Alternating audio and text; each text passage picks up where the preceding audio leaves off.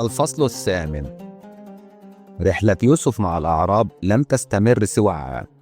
في بداية الرحلة شعر يوسف لأول مرة بقدرة تفوق قدرة كل أمراء المماليك مجتمعة. امتطى الجواد الذي كان مقصورا على المماليك وحامل السيوف المسنونة، وأصبح فارسا بين ليلة وضحاها، وجرى ساعات بفرسه بين صحراء مصر.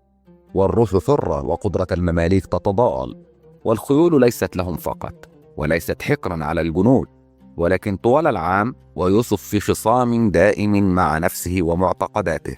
ومع اقتناعه في بداية الرحلة بأن هدفه هو إزاحة المماليك وكسر شوكتهم في البلاد، بدأ يدرك أن غارات الأعراب على القوافل المسافرة وحرقهم حقول الفلاحين لن تهز عرش السلطان، ولن تساعده على أخذ حقه من الأمير محمد، بل لم يعد هناك فرق واضح بينه وبين المغتصب. أصبح هو المغتصب والسارق والظالم.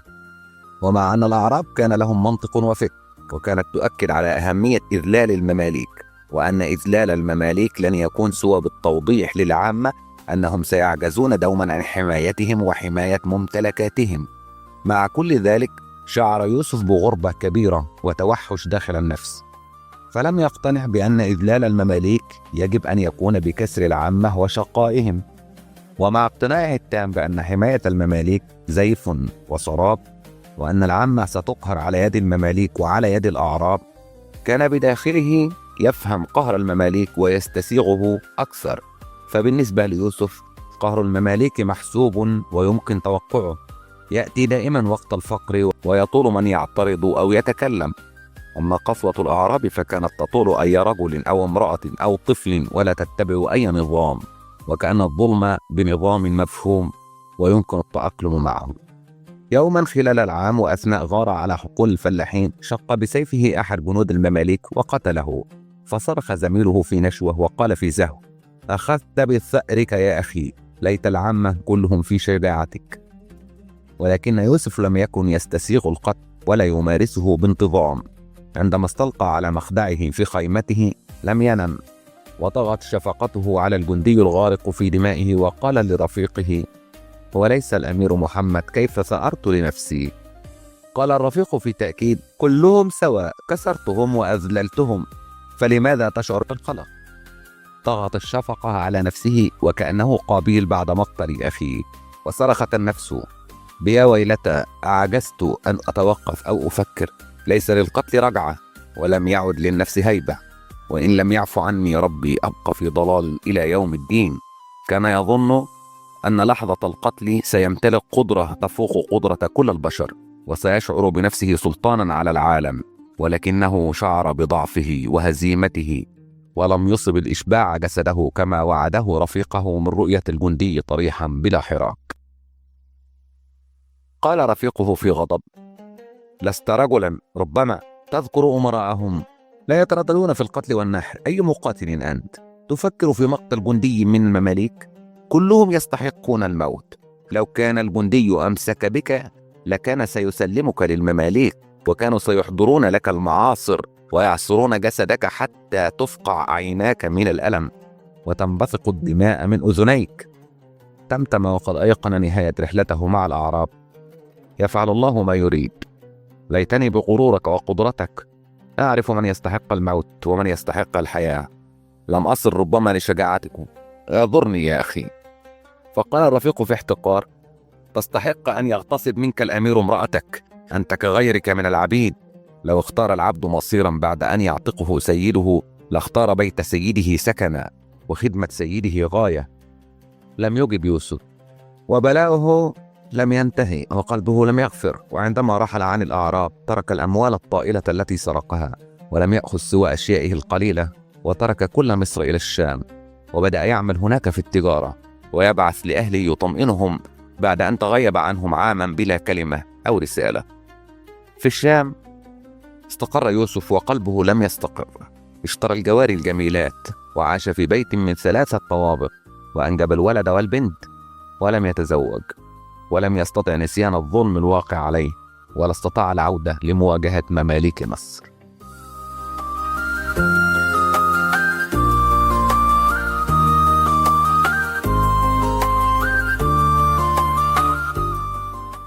ابتسم الناصر محمد وهو يداعب محمدا الصغير ابن الأمير محمد وزينب وقال: يشبهك يا محمد، اتركه يتربى هنا في قصري مع أولادي. قال محمد: لا أستطيع يا مولاي، والدته لن توافق. فتح الناصر محمد عينيه في دهشة ثم قال: أراك تأخذ برأي زوجتك وتتكلم عنها على الملأ، ما بال العامة يسيطرون على المماليك؟ لم أتزوج منهم ولم أعرفهم، ولكنني لست نادما على هذا بعد أن رأيت حاله. محمد، كنت سأزوجك إحدى بناتي كما فعلت مع بقية الأمراء، ولكنني أعرفك وأعرف أنك لن توافق، وأفهمك يا صديقي وأعرف أهدافك. لا تريد لأحد المساس بما لديك ولا تهديد نفوذك، وهذا حقك وحق كل الأمراء، وأنا لا أريد المساس بهم، فقط أريد أن تبقى الثروات في حدود المعقول. تفهمني؟ قال محمد: لا تحتاج إقناعي يا مولاي، تعرفني. أعرفك، وأعرف أنك لم تتقبل ببنت من بناتي زوجة، لأنك زهدت في كل النساء سواها، ولكنك لا تزهد في القوة والمجد، لم تزل غايتك القوة. مثلي مثل غيري، تربينا محاربين يا مولاي. تثق بقراري؟ أثق به وفيك. ثم نظر الناصر إلى الطفل الذي يدور بعينيه حول جنبات القصر وقال: هل ستأكل معي اليوم أنت ومحمد الصغير؟ نظر إليه الأمير محمد برهة ولم يجب، فقال الناصر: هل رأيت مني خيانة طوال الأعوام الماضية؟ أتمنى أن يصبح قصر السلطان مكانا آمنا لأمراء المماليك بلا خيانة ولا غدر. هل هذا ممكن في رأيك؟ ممكن معك أنت، ولكنك لست أي سلطان. ستأكل معي؟ قال: سآكل معك. لا تخف على ابنك، ثقتك تعطيني الأمل في وقت ضاقت علي الدنيا يا محمد. ولم تضيق الدنيا بسلطان مصر؟ لنتكلم في شأن بدر الدين. وصلني أنه يدبر لي أمرا مع بعض الأمراء والعامة. لا يدهشني هذا، يذهلني أهل مصر. أريدهم أن ينعموا بالعدل، ولكنهم يختارون التحالف مع الأمراء أو بعضهم على الأقل. المصالح لا تفرق بين المماليك والعامة. أمام القوة والمال الناس سواسية وضعاف. لا أعرف لما يكون إرضاء المماليك صعبا على كل الأحوال. ماذا فعلت ليغضبوا كل هذا الغضب؟ قطعت من أراضيهم الشاسعة؟ ماذا في ذلك؟ مرتباتهم وأكلهم وكل شيء على السلطان، ولم آخذ من حقهم شيئا. قاد القضاة من الأمراء، وكل رؤساء الدواوين والولاة من المماليك. لا أفهم لما كل هذا الحقد في نفوسهم. ليس كلهم يا مولاي، القليل منهم. بالطبع تدافع عنهم. لا أدافع عنهم لأنني منهم، أدافع عنهم لأنني أعرفهم، ومعظمهم معك ويقدرك ويقف بجانبك. كان من المتوقع أن يثور القليل. هز رأسه بالإيجاب ثم قال: يعز علي قتلهم وحبسهم، فهم رجال أبي ومماليك خشدشيتي، ولا أريد أن أكسر هيبتهم أمام العامة. ماذا أفعل؟ العامة تقدر عدلك أكثر من أي شيء، ولا هيبة للظالم. هات برهانك ثم حاسب المعتدي، ولا تسجن غدرا فتفقد ثقة كل المماليك. لابد من ثقة المماليك لتضمن أمنك ووجودك. نظر إليه الناصر بإمعان ثم قال: تغيرت يا محمد، أم أنك كنت هكذا من البداية؟ لا أعرف. عاهدتك في شبابك لا تأبه بالظلم ولا تتكلم إلا عن القوة. كنت تزيد من ثروتك ورجالك كل يوم، وكلما شعرت بغيرة أحد الأمراء لملمت عتادك وأظهرت قوتك، حتى يرضخ من سولت له نفسه بتحديك. القوة كانت غايتك. لم أعد في شبابي ربما، لم تزل القوة غايتي، ولكن الحد من الإقطاعيات مشروع ومطلوب للمحافظة على المماليك والسلطان معا. لا أريد لمصر الخراب، وبتفشي الثراء خراب. بل لم تتغير طوال أكثر من 20 عاما. لم تزل في أوج قوتك، ولكن أهدافك تغيرت، وكأنك تتعاطف مع العامة وتقدر العدل. ترى من له الفضل في هذا التغيير، السن أم المرأة؟ لا بأس، أحتاج إلى مساعدتك من جديد. هز محمد رأسه بالإيجاب فأكمل الناصر: لا أريد أن أثير ضغينة أمراء المماليك، ولا أن أبدو ظالما بالنسبة للعامة، وأعرف ما يدبر لي. لك سلطان على رجالك وعلى الأمراء، تكلم معهم واشرح لهم ووضح لهم لماذا فعلت هذا ولماذا قطعت من أراضيهم، وطمئنهم أنني لن أمس امتيازاتهم، وأن جنود المماليك تحمي دار المسلمين كلها من اليمن إلى الشام. سأفعل. نظر إليه الناصر برهة ثم قال: في الماضي كان لديك جاسوس عند كل أمير، تعرف عدد أسلحته وخيله وإقطاعياته. كنت أعرف وأفهم. بقاؤك يا محمد كان دوما يعتمد على حرصك وذكائك. قال محمد وهو يبتسم: لا تتوقع مني أن أتجسس على المماليك لمصلحة السلطان، تعرف أنني لن أفعل. تتجسس عليهم طوال عمرك لمصلحتك أنت. للأمراء أولويات وحسابات، وأنت تعرف هناك طرق أخرى لمساعدة السلطان ولكنها لا تتضمن التجسس. بدر الدين يحرض الأمراء ضدي ويريد الإطاحة بي من جديد. قال محمد في يقين: لن يحدث.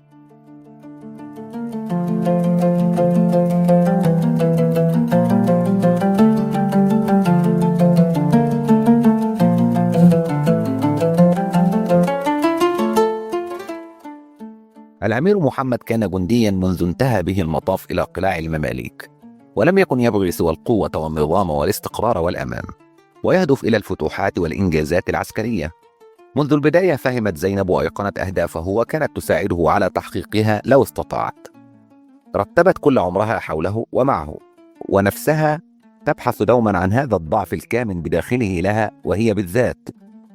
فطنتها وقراءتها جعلاها على يقين من رقة لا يراها سواها بداخل الطفل الذي فقد كل شيء وليس جندي. أحبته بكل القوة والحياة التي تملوها، ولأنه جندي كان في بداية زواجهما يعدد غنائم حروبه ويفهم قيمة ما فاز به، ولأنه جندي كان يقدر قيمة زينب، فهي أرض خصبة ممتلئة بالطمي والخير، ولو ضحى بها من أجل أرض أخرى لا يعرفها، ولو حاول أن يجني ثمارا أقل في أرض قفراء فسيخسر غنيمته. وكان يعرف قدراته ويعرف أنه لا يستطيع أن يخسرها، وأن حبها انغرس في أعماق وجدانه دون أن يدري، واغتصب كل روحه وجعله يرضخ بلا قوة وبلا قدرة على المقاومة. وعقل المحارب بداخله جعله على يقين بقدرتها وحبها. لم يفكر يوما في غيرها ولم يحتج إلى سواها. حب المرأة يعرفه، وعطاؤها ذاقه قبل زينب كثيرا، ولكن هذا الفيضان من القوة في العشق والعطاء والقدرة على الرفض والثورة لم يعهده في أي امرأة. في الماضي لم يترك لها الاختيار، وفي الماضي لم تترك له الاختيار. كانت تصر على النوم بين ذراعيه، وذراعاها كل الأمان والاستقرار والنظام التي يبغيها في حروبه، وكل الحنان الذي لم يعرفه ولم يستسغه وهو طفل ثم مراهق ثم رجل. أصبح ينتظر اللجوء إلى ذراعيها، ويفتق إلى لحظة شعوره بها رقيقة ومستسلمة له في نومها. أحيانا كان يشاهدها ساعات وهي نائمة بين ذراعيه في سكينة، ولا يفهم لما كل هذه الثقة فيه وكل هذه الغزارة في العشق. كانت أحيانا لو ابتعد قليلا أثناء نومه أو أحست به ينظر إليها وهي نائمة تقرب جسدها منه أكثر، وكأنها تريد الدخول في أعماقه وتطوق عنقه أو ظهره، وتقبل على كل الأجزاء الثائرة بداخله إلى الأبد. سيطرت على ضعف الطفل بداخله وغرور المحارب وقسوة القائد. كانت ماضيا لم يعد يتذكره، وحاضرا لا يريده أن ينتهي. كانت كل الحب الذي لم يعطه لأحد ولم يستطع، ومجرد انطفاء عينيها أحيانا كان يحيره وكأنه ضل الطريق. لم يزل يراها أجمل فتاة بعينيها القويتين وشعرها المتدلي على ظهرها. امتلأ جسدها بعض الشيء، وظهرت تجاعيد قليلة حول عينيها ورقبتها، ولكنه لم يكن يرى سوى هذه الفتاة التي جرت ناحيته منذ 22 عاما تستغيث به بلا خجل ولا تردد. غمرته بذراعيها حتى أصبح يحتاجها قبل القيام بأي عمل، وأرهقته بعطائها التلقائي وبغياب الحذر في مشاعرها وبقوتها وثورتها، فأصبحت الثائر أمام الجندي لا ترهبها أسلحته، وأصبحت الزاهد أمام الأمير لا تخيفها هيبته. الرضا لم يكن دوما غايته، كانت القوة هي أستاذه ومصدر إلهامه، ولكنه عرف وفهم بمرور الوقت قيمة وسحر الوصول وسكينة الحب. وكانت عينها المبتسمتان هما الوصول والرضا. أيقن منذ البداية أن الرضا والسكينة لا يستحقهما أحد، وبخاصة هو، وأنها انسكبت على روحه كأنه محظوظ ومختلف عن بقية البشر. قوتها تغمر كل من حولها. سيطرت على القصر بكرمها مع الخدم وحزمها وقت الأزمات. كانت تستمع في صبر للخادم والجندي، وتهب العطايا وتعاقب الظالم. ترك لها زمام الأمور في القصر تركا تاما بعد عدة أعوام، ولم تزل نساء المماليك ينظرن إليها في حذر واستعلاء، ولم تزل زينب تسير في طريقها في ثقة بلا أدنى تفكير في رأيهم. بعد زواج الأبناء جمعت زوجتي أبي بكر وعلاء الدين وابنتيها نفيسة وعلية، وكانت إحداهما من أهل مصر والثانية ابنة أمير من المماليك، ووضعت قواعد للمعاملة بينهم جميعا ونظاما للأكل والشرب والمصاريف وكل شيء. وقالت في حزم إنها لن تفرق بين زوجتي ابنيها ولا بناتها، ولن تفضل لا ابنة المماليك ولا ابنة العامة، وأنها لن تتوانى عن معاقبة من يخالف النظام حتى لو فعلت ذلك بإحدى بنتيها. كانت تدير إرثها من القصر وتتبرع للفقراء، وبنت زاوية، وبنى زوجها زاويتين للمسافرين والصوفيين والفقراء يأكلون فيهما وجبتين يوميا. ولكن بالنسبة لزينب كان محمد أهم من كل التجارة والأولاد وتفاصيل الحياة اليومية. لو لاحظت أن عينيه تناديها تركت العالم بفوضاه واتجهت إليه. كانت دوما تستمع إليه في اهتمام، وتقطب حاجبيها وهي تنظر إليه وكأنها تحاول الوصول إلى حل، وكأنها تكره حيرته. وكان يحكي لها دائما ويشركها في كل شيء. ثقته بها لم يكن يحلم أن يثقها في أي امرأة أو رجل. كان دوما يتوخى الحذر ويفكر في المخاطر والجيش والأسلحة، ومعها كان يترك الضعف يطفو على السطح، والرقة تتسرب إلى القلب، ويلقي بكل حيرته على عاتقها، وكانت تتحمل في حب وصبر. أحيانا كانت القوة تنسكب من عينيها، وكانت تصر في هدوء على أن تقوم بعمل ما، أو أن يفعل الأطفال شيئا ما، ولا تخاف منه، ولا تبدي رغبة في التنازل عن رغباتها. تصمم في ثبات المقاتل على النصر. وتعلمت سريعا ألا تواجهه، ففي مواجهتها خسارتها لا محالة، وألا تتحداه أو تلومه. وبدأت رحلة تهذيب النفس الممتزجة بالتجربة والفراسة. ولو فعل أي شيء لا يرق لها تفكر في هدوء، وتخطط لغزوة صامتة ومفاجئة. أحيانا تتقي عبوسه وتتحاشاه، وأحيانا تحاول إقناعه في هدوء بالمنطق والحساب، وكثيرا ما تصبر وتثبت حتى تصل إلى ما تريد. وكثيرا ما كانت تأخذه بين ذراعيها وتدلله وكأنه طفلها، وتسكب حنانا لم تكن تدري أنه بداخلها.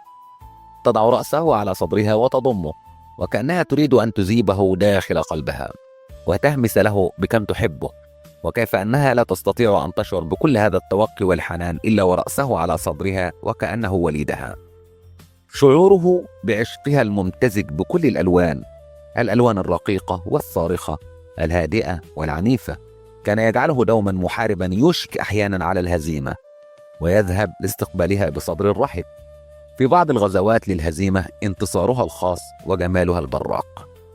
ذات يوم منذ بضع سنين طلبت منه طلبا يخص ولديها، فأبو بكر وعلاء الدين لم يكن لديهما موهبة ركوب الخيل ولا القدرة على تدريبات القتال الشاقة، وأخبر والدتهما في خوف أنهما يريدان أن يتوقفا عن هذه التدريبات.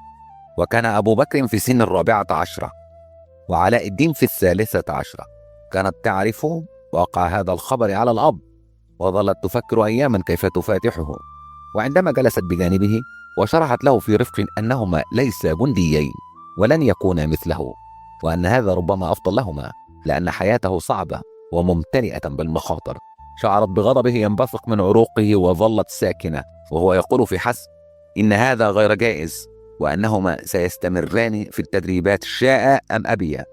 صمت، وبعد عدة أيام فتحته من جديد فرفض من جديد، وبدا لها أنه سيفقد صبره معها ومعهم.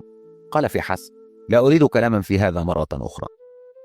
هزت رأسها بالإيجاب، وبدا عليها العبوس طوال اليوم، ولم تحاول الكلام في هذا الموضوع أو فتحه، ولكنه شعر بحاجز رقيق بينها وبينه، وكان يشعر بها ويعرف عندما تسدل هذا الحاجز.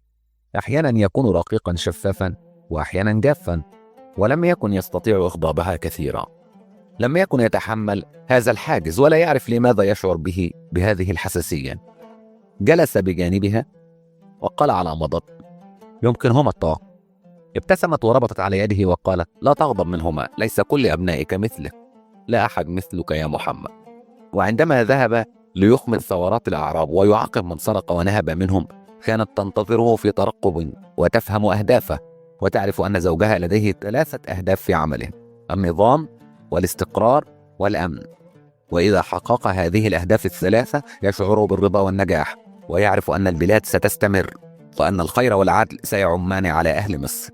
ومع أنها لم تكن ترى في الأهداف ال3 الأهمية نفسها التي يراها، كانت تذوب داخل نفسه وتحارب معه في كل حروبه بلا تفكير ولا تردد، وتستمع في إتقان لمخاوفه من الفوضى والخراب. بعد أعوام من زواجهما، مرت البلاد بأزمة طائفية هزت القاهرة، وحرقت الجوامع والكنائس، وكان ذلك اليوم من أصعب أيام زوجها، وكان وجهه عابسا ونفسه محبطة، والكل يبتعد عنه في رهبة ومعرفة بأن العواقب وخيمة، إلا زوجته لم تبتعد ولم تخف. وسط ذهول الأولاد من جرأة الأم، دخلت الأم على زوجها ولم تفتح فمها لتنطق، بل ظلت جالسة أمامه في صمت تنظر إليه من حين إلى حين. قال بعد برهة: زينب، ماذا تريدين؟ قالت في رفق: لم تأكل ولم تنم. قال في عدم صبر: أعرف ولا أريد الأكل، لا تسأليني مرة أخرى. هزت رأسها وظلت صامتة. بعد برهة قال وهو ينظر من النافذة كما يفعل دائما: ستبقين هكذا إلى متى؟ قالت في هدوء: تريدني أن أخرج؟ قال وهو لا ينظر إليها: لا، لا تخرج. طأطأت رأسها وقالت في صوت خافت: أزمة حدث مثلها من قبل، لا تقلق، هذا بلد كبير ومن المتوقع حدوث أزمات. لم يجب، فأكملت: أعرف أنك تكره الفوضى، ولكنك فعلت ما تستطيع، والسلطان أمر بالقبض على المحرضين. قال وكأنه يتكلم مع نفسه: هذا النوع من الأزمات أخطر من كل الحروب، وتداعياته تفوق غارات المغول والصليبيين في زمن كزماننا، والخطر يحدق بالبلاد، والعدو يسحق القوي والضعيف. تختلط الأمور على العامة فلا يفرقون بين الصليبي والقبطي، وعندما تختلف الأمور على أهل مصر يزول عصرنا وكل العصور. الخوف يا زينب يذيب العقل أكثر من الأفيون والخمور بكثير، ووقت الهلاك يدهس القوي والضعيف. المماليك لابد أن تعي الخطر. حدث كهذا يعطي الصليبيين الذريعة للدخول والبقاء قرونا. لا تحمل نفسك فوق طاقتها. لم يجب. ظلت جالسة تنظر إليه في توق وحنان، ومع أنه لم يكن ينظر إليها كان يشعر بها، وكأنها كل الحنان الذي لم يعرفه طفلا ولم يفهمه شابا. وقال بعد برهة: إلى متى ستبقين هكذا؟ قالت في تهكم: إلى أن تطردني لو لم تكن تريدني. قال وهو لم يزل ينظر إلى الأفق: لا يمكن ألا أريدك، تعرفين أنني أريدك دوما. وضعت يدها على خدها ومكثت تنظر إليه وكأنها طفلة تنتظر انتهاء والدها من عمله، ثم ابتسمت وقالت: لم أزل أراك أجمل رجل رأته عيناي، تعرف. كتم ابتسامته وقال وهو يتصنع الجد: وأنت ما زلت تتكلمين كالشعراء والصوفيين، أتقرأين هذه الأيام؟ أحاول. نظر إلى النجوم في سماء القاهرة وقال: وكأنك تتفوقين على كل الرجال في ذكائك ومعرفتك، تتكلمين كالقضاة وتحاورين كالتجار. أي امرأة أنت؟ لم أفهم كيف أصبحت هكذا. قالت في رقة: ولكنني لم أعد أجمل امرأة، لم أعد في 18. أدار وجهه ناحيتها ثم قال: أنت أجمل مما كنت، جمالك لم أرى مثله. قلت لك هذا من قبل، ولم أستطع حتى أن أرى غيرك منذ وقعت عيني عليك. التقت أعينهما فقالت في قوة: محمد، لو حاسبت المتسبب في الفتنة في حزم وعدل وأمام الجميع فلا تداعيات، مهما كان منصبه ومهما كانت ثروته. قال في فضول: لماذا؟ لأن العدل كالطوفان يزيح الفوضى ويغرق الفتن، ولا تتردد في محاسبة الشيخ أو القس. لو ترددت من أجل منصب المتسبب أو تداعيات عقابه فالعواقب وخيمة. اقترب منها وأمسك بذقنها وقال: ماذا فعلت لأستحقك؟ أنت كل غنائم الحروب مجتمعة، أمسكت بيده وقالت: أحبك يا محمد، وأعرف أنني أقول هذه الكلمات كل يوم منذ أعوام كثيرة، اعذرني. كلما قلتها هدأت نفسي واستكانت. ابتسم ابتسامة مفعمة برضا، ثم ضمها في حنان، ثم قال: هذا أيضا لا أعرف لماذا أستحقه. لم يبادلها الكلمات، ولم يخبرها بكم يحبها، ولم يعرف هذا سوى 3 مرات طوال السنوات الماضية، ولم تحتج إلى كلماته قط، ولكنها كانت تستدعي لحظات البوح في أوقات بعينها، ويفوح العالم بالسكينة من حولها. قالت بعد برهة: تطيشني دائما، لم أعهدك متواضعة. لا، لست متواضعا، إنها لحظات قليلة بين ذراعيك أكون فيها إنسانا آخر، شاعرا أيضا، وعالما بخفايا نفسي.